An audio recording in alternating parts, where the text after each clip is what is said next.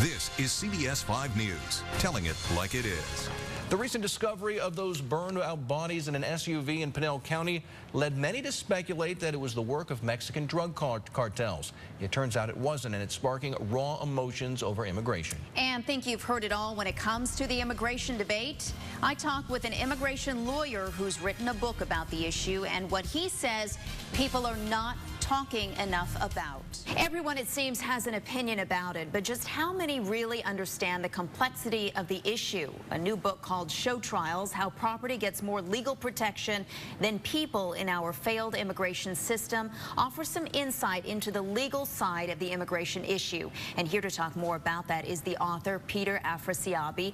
Thank you so much for joining us. My pleasure, thank you. You are a trial lawyer who's also worked pro bono as a federal appeals lawyer representing immigrants. Now, in this book, you give some case examples of why you believe the immigration system has failed. We've, over time, developed a really robust property rights system in our property courts where we have due process, we have rights, we make sure people have their cases heard on the merits. In criminal cases where there's life and liberty, we give them lawyers.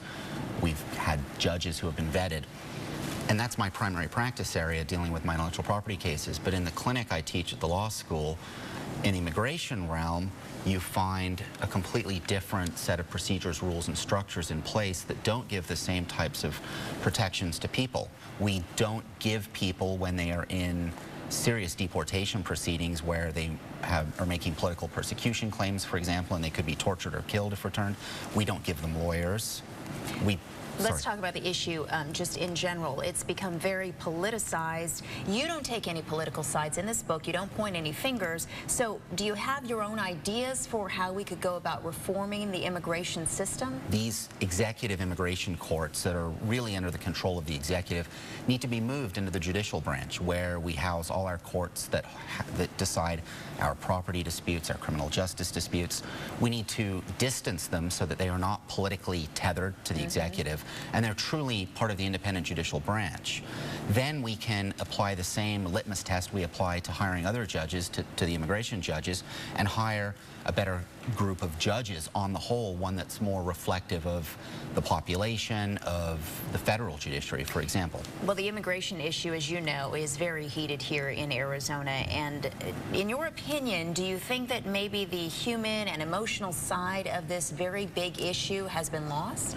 It has been lost. It's been lost because we're focusing on macro abstract policies and numbers, and we're not talking about the individuals who stand behind those numbers.